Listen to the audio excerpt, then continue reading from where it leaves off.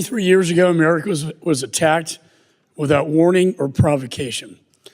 The pain we felt as a nation and the aftermath was unspeakable, but our resolve remains unbreakable. In honor of the nearly 3,000 innocent people who perished that day, please join me in a moment of silence to honor them.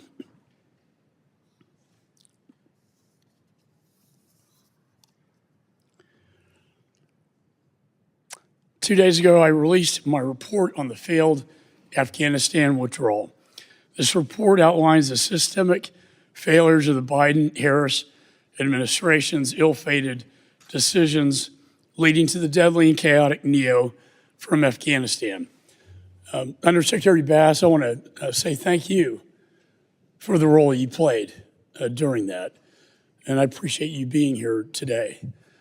You were critical to the U.S. mission in Afghanistan as the ambassador who took over Ambassador Wilson's position in Afghanistan as the ambassador until 2020. And I know that wasn't easy, what you were thrown into. In fact, you were the last Senate-confirmed ambassador to the country. You were asked to return to Afghanistan for the NEO with only 24 to 48 hours notice, after the Biden-Harris administration failed to order an evacuation until the Taliban overran Kabul. It's shameful to me that the NSC only spoke to you on Afghanistan once before your return. That is a key reason why I've asked the National Security Advisor, Sullivan, to testify before this committee and will compel that if necessary. I've subpoenaed Secretary Blinken to come and testify next week, and will be moving for contempt should he fail to appear. There was no actionable plan. As Benjamin Franklin said, if you fail to prepare, you prepare to fail. Today, Afghanistan has returned to being a haven for terrorists and extremists. Meanwhile, terrorism continues to flourish around the globe, especially in Africa.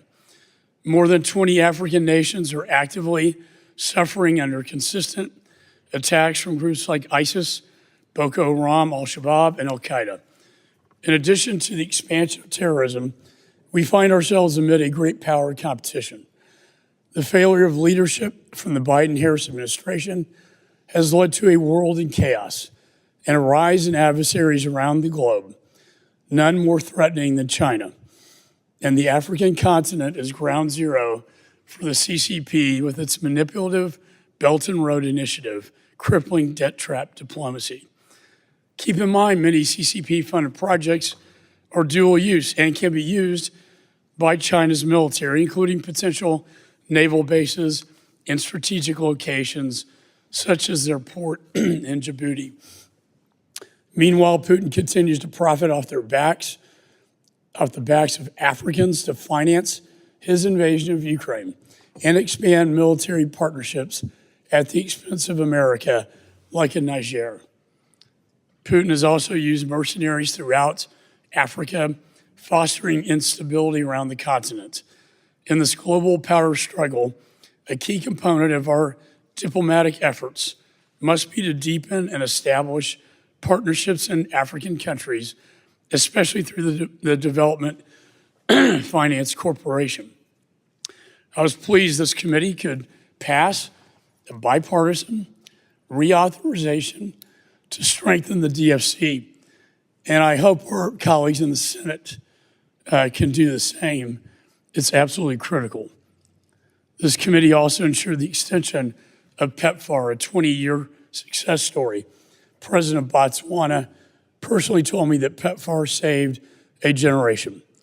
I was also pleased the committee passed my bipartisan International Conservation Foundation Act, which prioritizes conservation efforts through public-private partnerships to help